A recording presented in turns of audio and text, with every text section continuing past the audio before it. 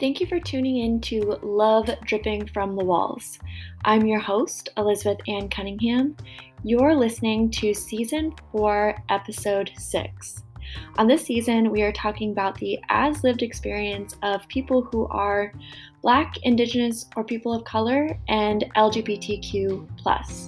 I, along with my fabulous co-host, Jami Smith, will be joined by people sharing their stories. This episode topic is, what are things you deal with because you are BIPOC and LGBTQ? The goal of this episode and this season is that those people who can relate to these stories feel seen, heard, and that they aren't alone. That those people who can't fully relate can understand life from different perspectives. And that in accomplishing both of these things, that we experience a greater connection as people. As always, make sure to tune in every Tuesday for a new episode and to rate and review the show on Apple Podcasts.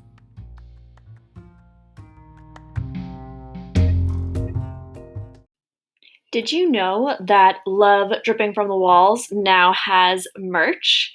Go ahead and click down to the episode notes and buy your hats, hoodies, beanies, masks for Love Dripping from the Walls and other Love merch. Also, whenever you buy Love merch, you support organizations around the world. Currently, we are supporting Autism Compassion Africa. So as you shop, you give back. Thank you so much for listening and enjoy the episode. All right. Thank you so much for tuning in to Love Dripping from the Walls. My name is Elizabeth Cunningham. I'm your host. I have my wonderful co-host here, Jami Smith. This is episode 6. This is episode 6 of our season 4. So those of you who have been tuning in for the entire season know Jami. And for those of you who've been tuning in for the entire season, you actually know the people who are here as well. So we have Brian, and Rah. And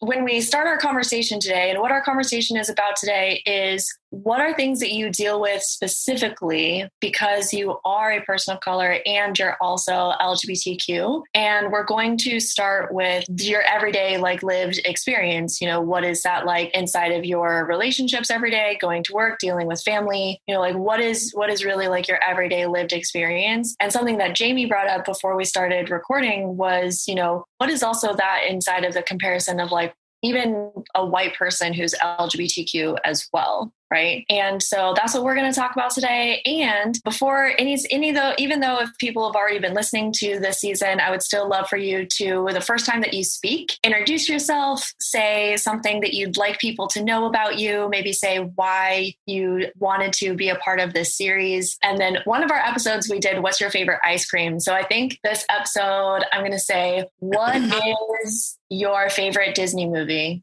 Okay.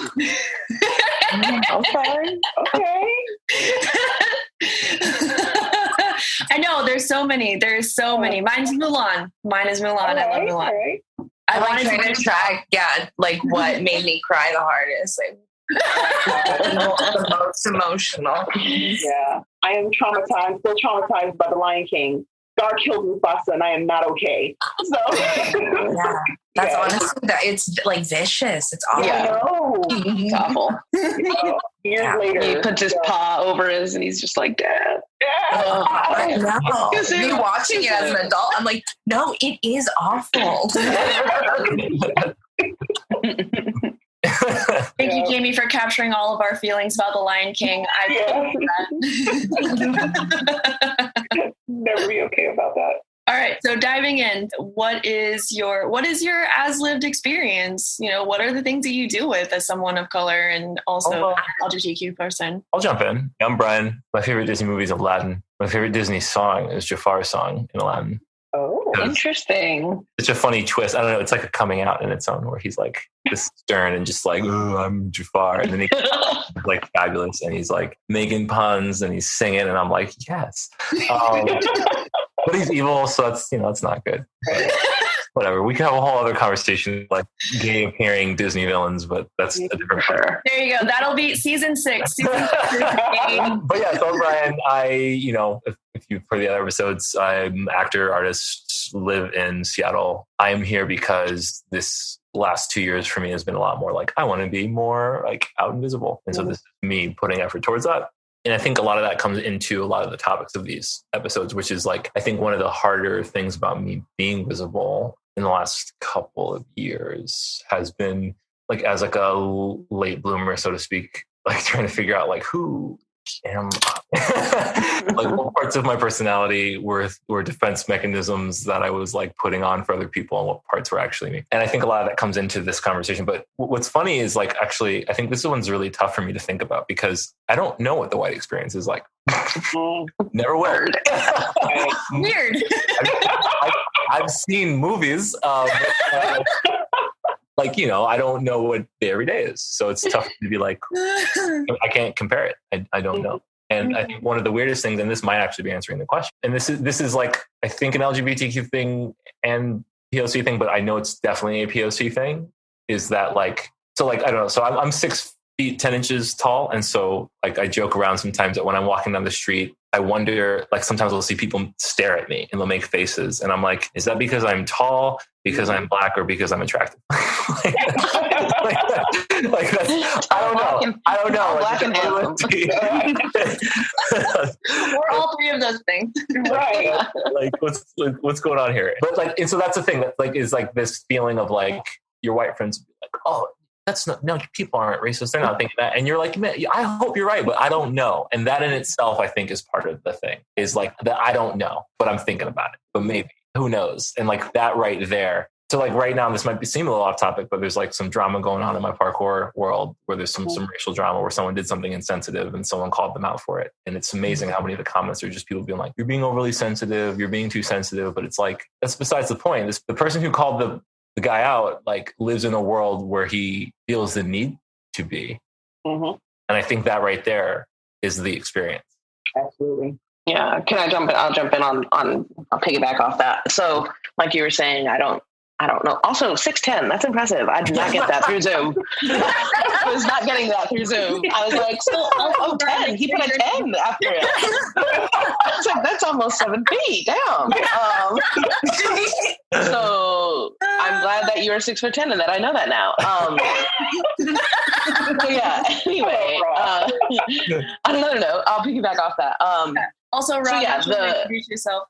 Oh yes, I'm Rah.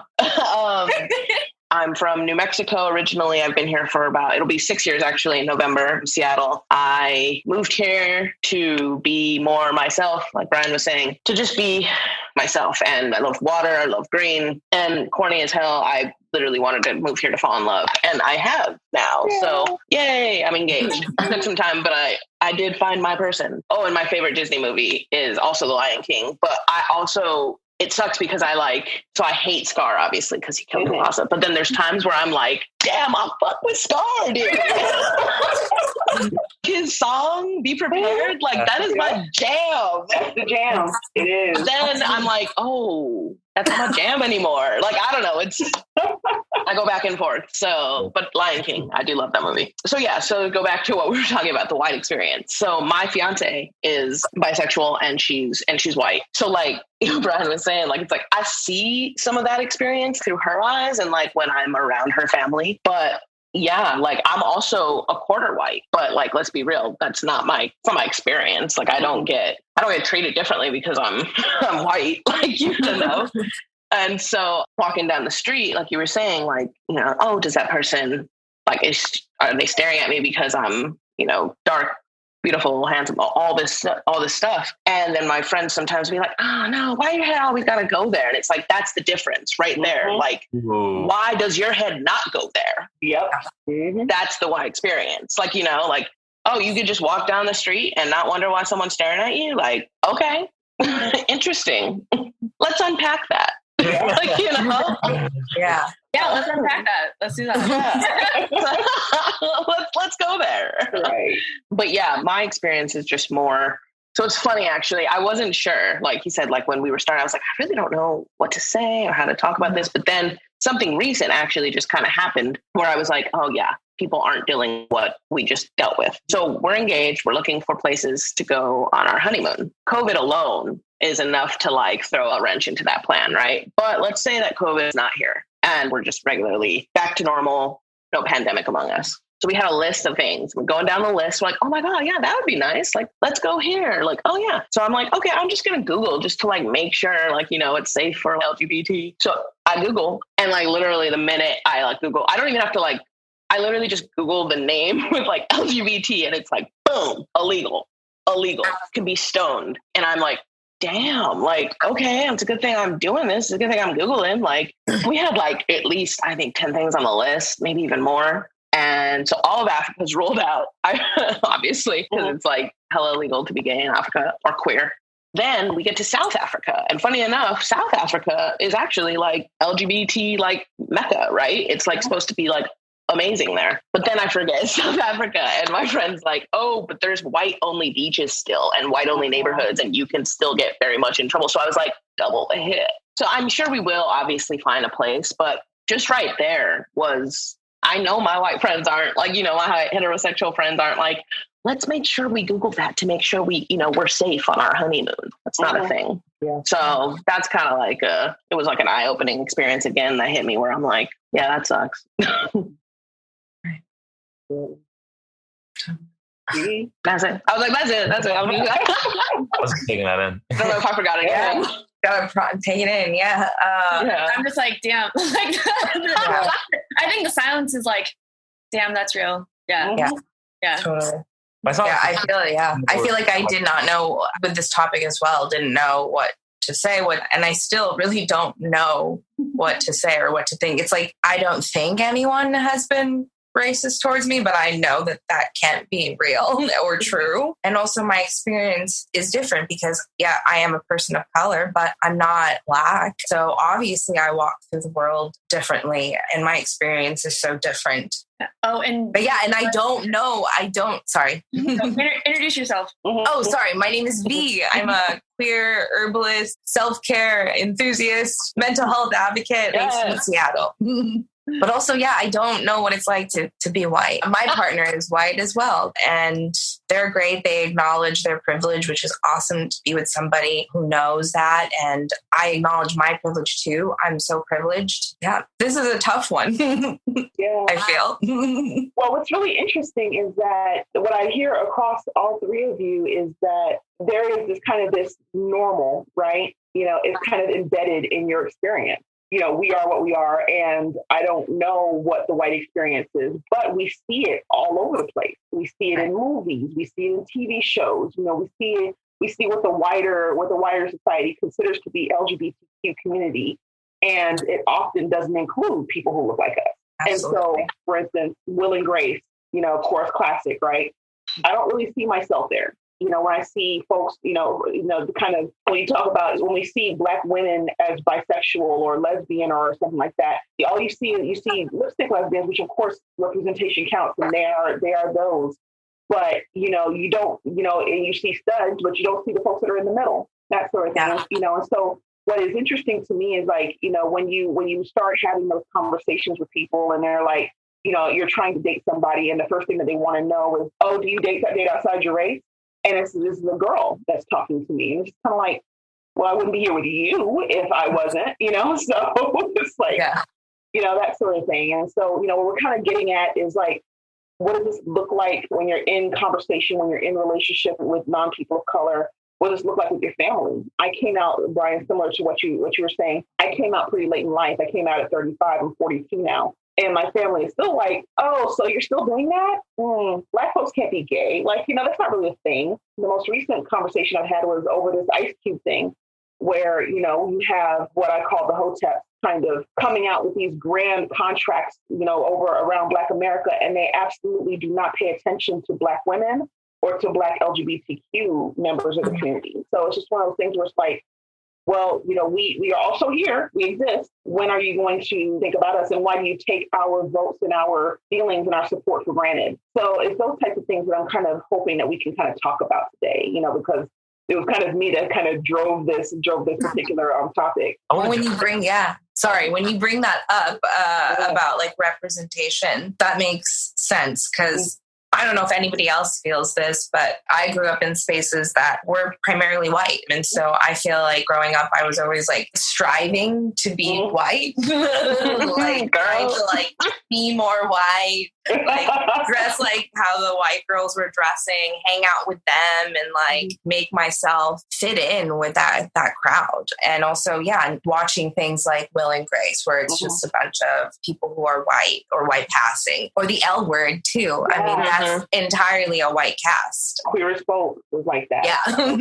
It's like, so in order to be, it's like, am I actually queer? Because it seemed like only white people are queer. So I don't really know. Exactly. Like what was it called? The movie with the wedding, Asian movie. Crazy Rich Asians. Yeah, Crazy Rich Asians. That was this huge thing. Because it was like, a movie that's entirely an Asian cast. And that came out, in 2019? And so that was really an interesting, and that movie isn't like a crazy emotional movie, but I remember like sobbing through that movie. I was like, this is beautiful. Representation does matter. Right. Yeah, it's like a rom-com. I'm not like in the theater sobbing.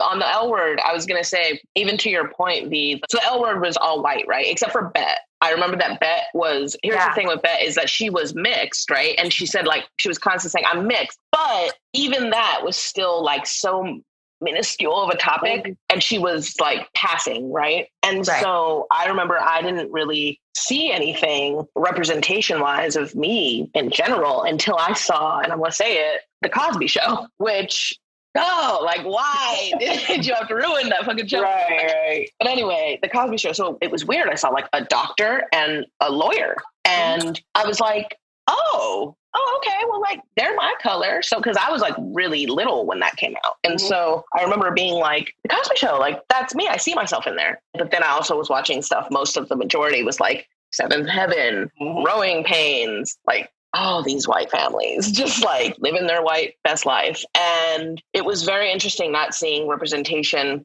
up until I basically started to really struggle with my sexuality. And it was as if the TV was screaming to me like, you're queer. And it was like, I was turning on these like shows as I'm struggling, wanting to like I'm like, no, I'm just going to bury it deep down inside. I'm moving on. Turn on Glee. Santana's struggling with her sexuality. I'm like, okay, whatever. Turn on, like, moving back up, moving on. We're going to turn on Grey's. I love this show. Oh, great. Callie's now struggling with her sexuality. What the fuck? Like, literally all happening at the same time. And it was literally that the universe was just like, you can't bury this. And I'm like, I want to. Can't you just let me? And so, I didn't see like representation for a while until I was basically in college. And then it became like the norm to have at least one gay couple and then it was like, oh, well, let's do 2 gay dads. Like people are starting, Modern Family's been on for a while. People are starting to like the whole like gay dads thing, but should we fuck with it? Should we push it a little bit farther? Should we make them, oh wait, but they're 2 white gay dads. Should we do the 2 gay black dads? It's like, it's this whole umbrella of just like, oh my gosh, like checking off the list now. I feel like it's pretty normal to have at least someone who's LGBT plus in the bubble. But I was going to say representation definitely matters. And the stigma of being Black and gay and queer is very, very real. Very real. Yeah. Like speaking on like the Black part first is like, and I think I said this in the last episode, so I'm somewhat hesitant to say it again because I don't want to go off on the same tangent. But whatever is that for me, a big part of my Black experience was like being forced into a box I did not sign up to be in. And the weirdest part about that box is that the box is painted as this thing of like, you're not being Black enough because you're not acting like X, Y, and Z. But then I'm looking at my Black role models, like I'll use Obama as one of them. And then Obama doesn't even fit that box that people are forcing me into. And I'm like, what the fuck is happening? This makes no sense. I have everybody telling me to be this, to count. And then I'm looking at the people who are killing it and they're not even doing that. And so I feel like a big part of the Black experience, and this is like a very unpopular opinion, is like a massively marketed costume to Black youth to tell them how to be, to keep them from succeeding. There, I fucking said it. I don't care. That's how I feel. And so a big part of growing up Black for me was like recognizing that and then not liking it and then trying to just be myself through that. And then I think when the LGBTQ part came into it, it was like that all over again in another area of my life where suddenly I wasn't queer enough in so many respects because people were like, well, you need to do this and you need to do this. And I'm just like, no, I'm not doing this again. It was just a lot more of like, I was a lot louder and being like, no, why? And I asked a lot of questions, but it creates a lot of strain in relationships. So those things kind of coming together is a big part for me. Like Black people being like, I don't understand the queer part, or people being like, I don't understand the Black part. But I don't know, like touching on like representation in movies, I thought Moonlight did it pretty well. I definitely don't have like an inner city struggling history. Like my parents did very well. They came from places for sure, but like my childhood was very privileged and I'm very happy for that. But I think Moonlight does a really good job of showing a story of someone's internal struggle of being like, oh, well, I'm just not allowed to be gay. And I think that should be really emphasized, because if I said that, like, let's like go back to a time where I kind of felt that way, where I'm like, oh, I can't be gay, I'm not allowed to be, like someone would quickly be like, no, because, or like, look at this way. I'm like, no, hear my words right now. What did I just say? I just said I'm not allowed to be gay. That was a thing that I felt. Not an opinion, wasn't a debate. That was a true fact that I was like, that's just facts. I'm not allowed to be that. And I think that's such a big part of the Black experience, especially for young people, is inadvertently being told by this world that like, unless you're playing basketball, rapping, or acting, and usually like in a goofy way, like you can't do other shit. What are you doing? Who do you think you are? Once again, no one's like ever like pinned me down and said this directly, but it gets kind of mixed in there, you know? Yeah. That is, I think, one of the differences in being, you know, a person of color and, you know, especially Black and LGBTQ. You know, either you have to act in this one way because you're a Black, or act in this one way because you're LGBTQ, or both. You know, I do find that there is a expected way of acting if you're a Black bisexual woman. There is an expected way to be, you know, like if you're not Billy Porter, you've got to be, you know, down on the down low, you know, that sort of thing. You know, and so it's those expectations that I think provide that kind of pressure, and maybe we don't acknowledge it because it's just kind of there. It's almost like, hey, you know, microaggressions are a way of life. You know, people looking at me strange is a way of life. You know, that's just the way it is. One thing I'd like to ask all of you is, do you feel that you often have to explain your experience to your white partners or to your white friends at all? Girl. And just Rah's face.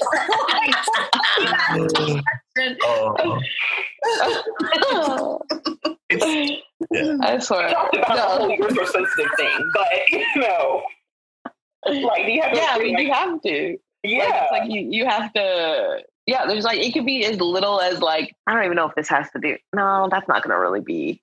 I'm not even going to say that. But anyway, I was going to say this thing that happened the other day, and I was like, no.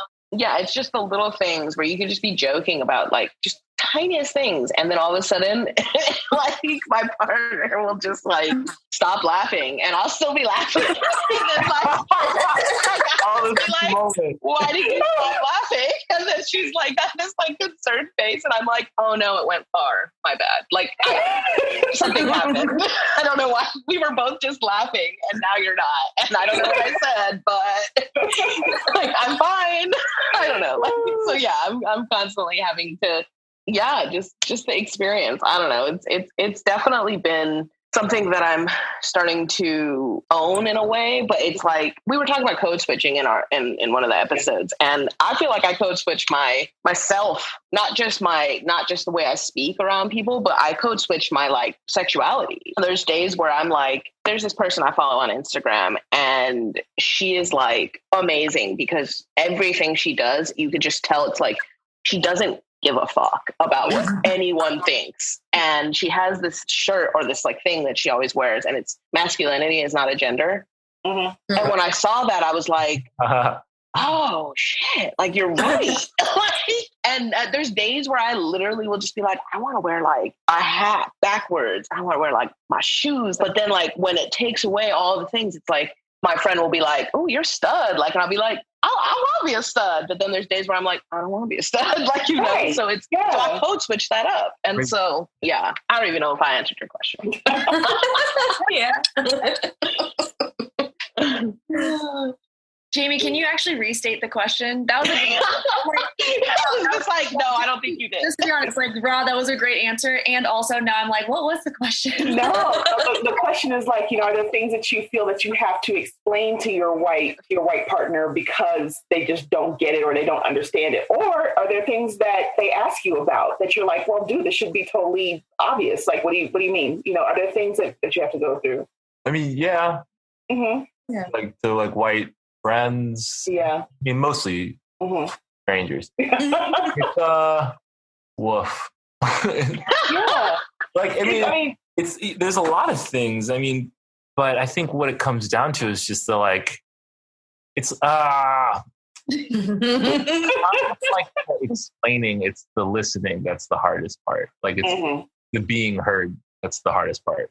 Like that fear that you're gonna say the thing and they're gonna be like, "Oh, that's ridiculous," or like, "You shouldn't have to feel that way," and you're just like, "No, yeah, exactly." Like I didn't like. Oh my god. Okay. Like I don't know. Like I don't want to make generalizations, but I don't know how else to fucking say this. It's just like sometimes like white people want to make things so right in the moment, and it's like, no, it's not right. Let it not be right. I have a white friend who's my same height. Kyle Strouts, who's an actor friend of mine. It's like a brother to me. He doesn't get asked if he plays basketball when he walks outside. Right. I don't get like, and it's fine like that. I get asked, but like I get asked in that way of like, "Are you doing your due diligence?" As a tall black man, I don't get asked like, "Oh wow, you're really tall. Do you play basketball?" I get asked that in like foreign countries, but like if I'm like walking around in Atlanta, I get like "You better be playing basketball." It's like I want to unpack that moment. It's like you better be playing basketball. What I hear is because there's nothing else you should be fucking doing. Right. That is your role. And it's like, what? Yeah. Like being born with the role is it's weird. And sometimes in history that happened. And you're like, I'm the welder's apprentice. I'm weird too. But it's weird. You're like, it's 2020 and I'm 31 and I'm still fighting to not feel like maybe I should have. Yeah. And it's, I don't know. And like, so that whole feeling, trying to explain that to someone is tough because you explain it and they're just like, "Oh, you shouldn't have to deal with that." And you're like, "But I do." I'm telling you this. Yeah. And I don't know if that's like a black thing or like a me thing. I don't know. It's just like, no, I think it is definitely like, because I totally feel that like people making assumptions about you or generalizations about you. And not that that doesn't happen to everybody. Like I'm sure that happens to my white partner, like making like assumptions about like their sexuality. But I doubt they're getting, it's like you not only have to deal with the assumptions made about you because of your sexuality, but then also because about, your race, the color of your skin. So it's like all these things. It's like, oh, they think you're straight. And then they think you should be doing like, I'm Filipino, and a lot of Filipinos, it's just known they are nurses. Mm-hmm. And so people are always thinking like, oh, like you're a nurse. And I'm like, no, artist.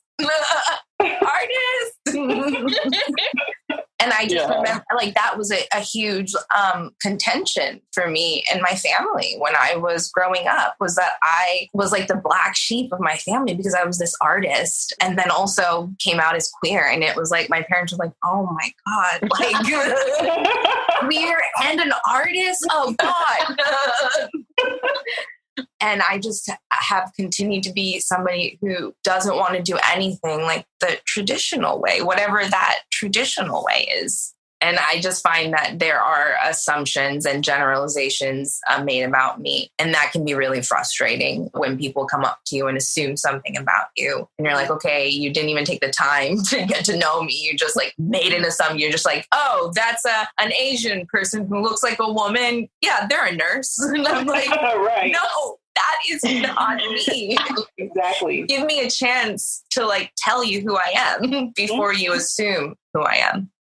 With Brian's point, like when they're like, oh, you play basketball? Like for me, I do play basketball and I'm like hella into it and I'm really good. But like when people just make that stereotype and the generalization, they just be like, oh, like you probably because you're athletic and play basketball. And I just want to be like, I do play basketball, but then I have to like, but then I have to like not admit it sometimes because I'm like, I don't want to prove their point. Like, like go into the stereotype with you. And like when people are like, I have some watermelon. And then I'm like, I don't want watermelon. And they're like, you don't like watermelon? And I'm just like, oh my God, like, are we really going to go there? No, I don't like watermelon. I don't like any melon. And they're like, oh, well, I got some Kool-Aid. I do like Kool-Aid. I think I'll take you up on that Kool-Aid. But like, that's only because I want the Kool-Aid and not because you made it. Like, you know what I mean? Like, but the thing about it is, like, I like watermelon and fried chicken and Kool-Aid. But I feel weird about eating it in front of them because, you know, it proves the friggin' stereotype. Exactly. Because then it's like, but she had the fried chicken. Totally. Absolutely. Yeah. I was like, I'm gonna sit down because I want to sit down, not because it's a 2-hour meeting. Yeah. I'm gonna sit down because I want to sit down. So that's like the thing too, because it's like, I like fried chicken, and I'm hearing this from everyone, like the Kool-Aid and like the watermelon. And it's like, so it's not even the thing. Like, let's call that X. Like, it's not even the X. It's like this strange faux Jane Goodall mentality of like, see, they're doing the thing that I knew. I'm a human being. Yeah, I like me some fried chicken. Not because of the color of my skin. I see white people like fried chicken too. Yes. So why? Love fried chicken. Are you kidding me? I love fried chicken. Fried chicken is the greatest thing ever. I just don't get it. Anyway, can't we all just love fried chicken because we like fried chicken and not because of the color of our skin? There is a reason why Popeyes and KFC and all these different chicken places are booming right now. It's not because of Black people by itself. You know, it's because the world loves it. Exactly. It was interesting because I was on a date with a girl, a white woman one time, and the first thing she says to me, and at first I thought it was because she knows I'm pretty politically, you know, active and all this sort of thing. She's like, I don't want to talk about race. And I'm like, sure, I don't want to talk about race either. You know, like when I'm in a relationship, can I just be Jamie? You know, like, you know, I happen to look like this, but, you know, I'm hella funny. I can whistle, like, you know, those types of things. And so I find myself kind of in a relationship. I would love to kind of just take off the Black or the queer or the woman thing. And can I just be a spirit in the relationship? Do you ever find that? And do you ever feel any guilt for that? Because sometimes I do feel guilt. You know, it's like if I talk to a Black person, like, hey, I just kind of want to be Jamie. And, well, oh, you don't want to be a Black person? What's wrong with you? You know, this and the other. You're like, you know, do you find that kind of like you want to kind of be you, but it kind of follows you in there? All the time. Mm-hmm. Yeah, with my future in-laws and family, they're from Woodinville, and so it's very like, ooh, yeah, like I'm like that, like I'm like Woodinville is just like this white city with this, they live in this like white cul-de-sac, white house, and I love them to death. I really have nothing but respect for them, so that's why I don't want it to come off as like it's like, oh, but it's so different from what I've experienced. And that's not even like, I'm a very privileged, like I did not grow up in the hood or any of that. Like I am not, it's not like I'm like, you know, but I still did not have this experience. And so anytime like I'm over there, I just feel like I'm putting on this like charade of not having them to like they know I'm Black. The race topic gets brought up all the time, but like it's not.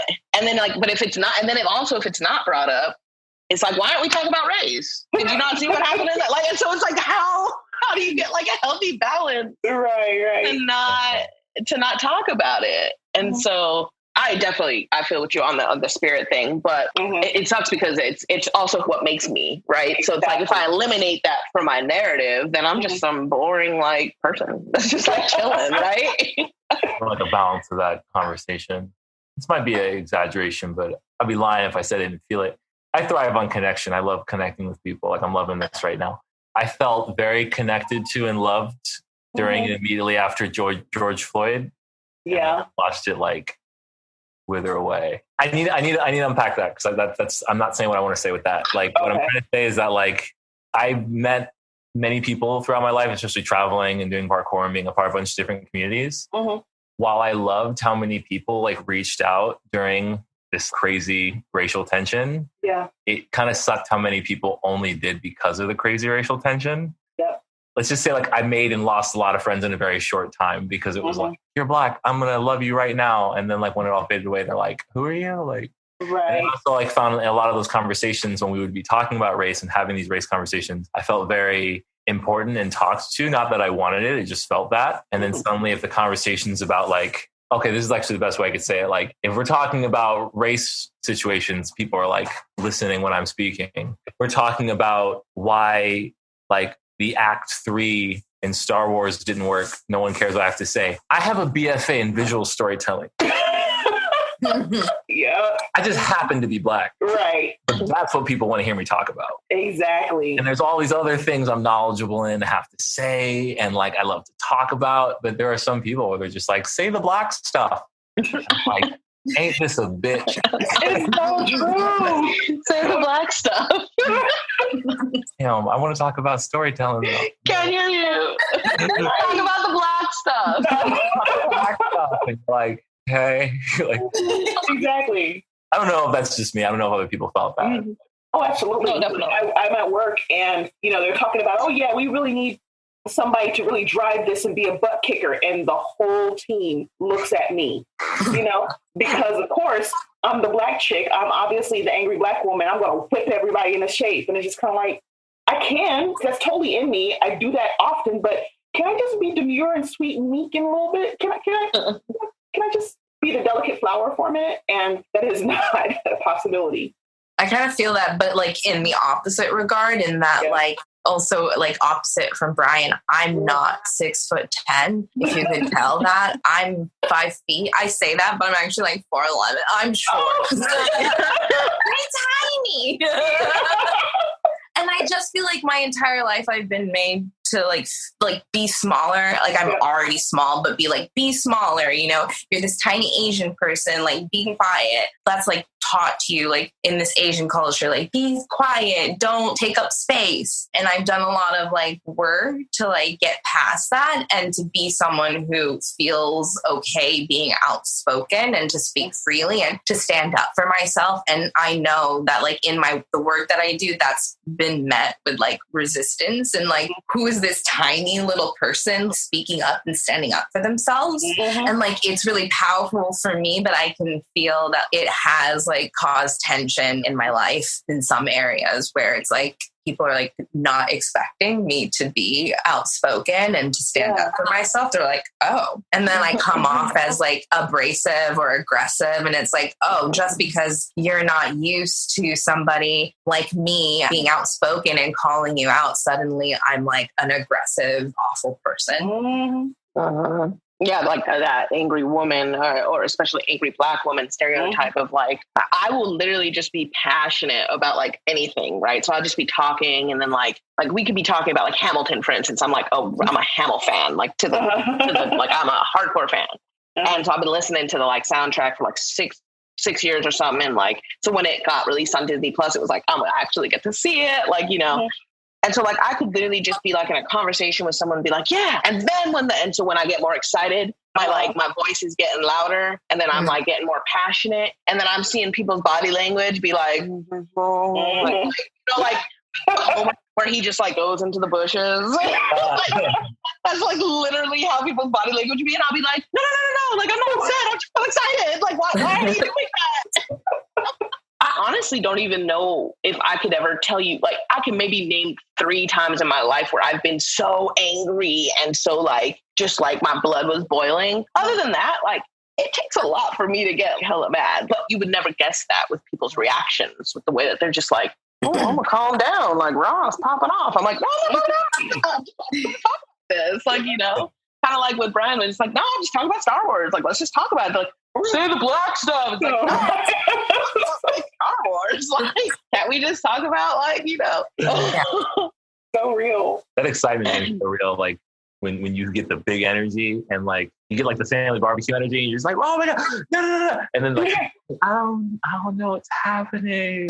Must be like New Jersey Italian, and they're like, finally, exactly, yeah. And then you're like, yeah, and then like exactly. Yeah, all my friends think I'm extra. I'm like, I'm not extra. I'm just like, y'all aren't enough. Well, yeah, I am. Y'all aren't extra enough. Like, yeah, y'all aren't extra enough. Like, I'm bougie and extra.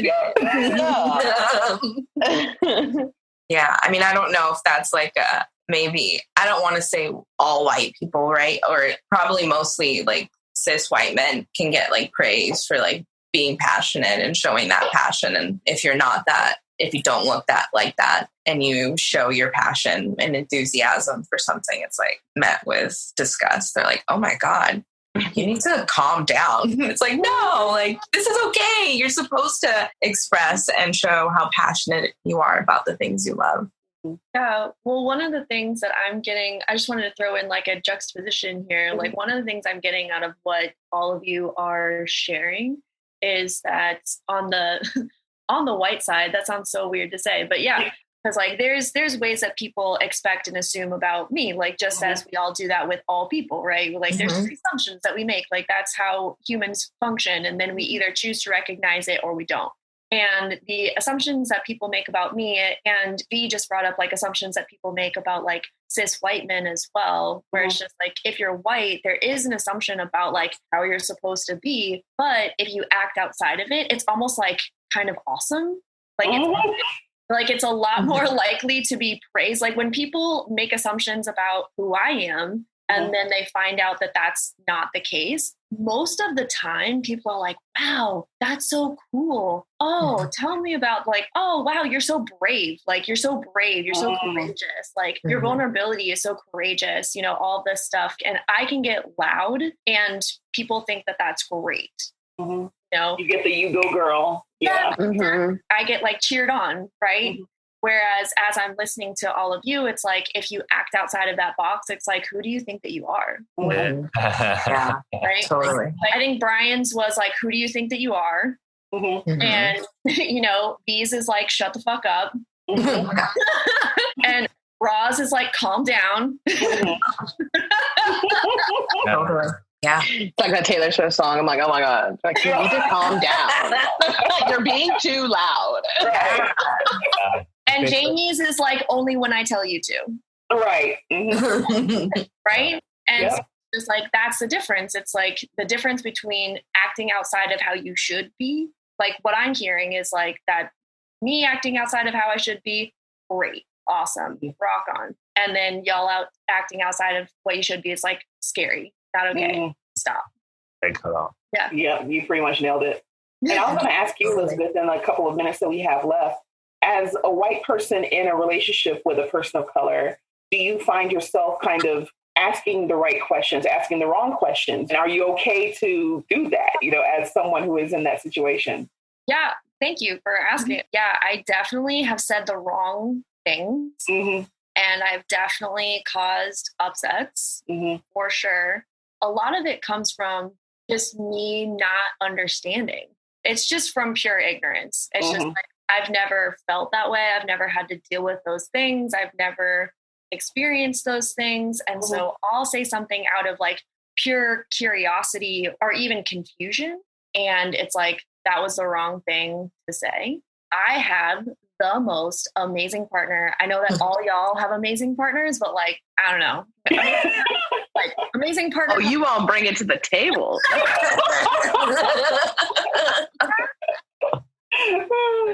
Also, they would hate it if I just said that, so I apologize.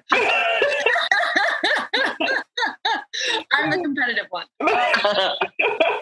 But like, luckily, my partner is someone who is willing to have those conversations with me. And I've learned from messing up, where it's just like, okay, how do I have these conversations? And like, is it appropriate to even have these conversations with them? Or is it more appropriate for me to go and have the conversation with someone else, or read about it, like learn about it, you know, something like that. Like, I'm trying to think of an example. Like, it hasn't happened that often, but especially with everything that's happened this year, one of the things that I've learned, especially about like how I'm seen as a white woman by people of color, is like the crying white woman, right? The over emotional, like if I cry, then, and it's true. And I actually have another podcast episode that's specifically about this, so we don't have to super unpack that. But one of the things that I've learned is that me as a white woman, like my emotions trump whatever is going on, right? Like my emotions trump any experience. And I didn't see that before. I really didn't see that as soon as, and I've kind of known that, but like, I just didn't see the actual impact of it, where it's just like, as soon as a white woman gets upset, it's like the whole world stops to like, make sure that I'm okay. And that is just not everyone's experience. Like, it sounds super ignorant, like saying it in that way, but it's like, that is just not everyone's experience. And also like the inside of this conversation where if someone of color is like the George Floyd happened, George Floyd murder. And then it's like George Floyd murder. And it's about a Black man being murdered by a cop. And then, you have a podcast. This is like where the learning experience for me came in. You have a podcast where a white woman cries, but like what we're actually concerned about is a white woman crying and not the murder of a Black man.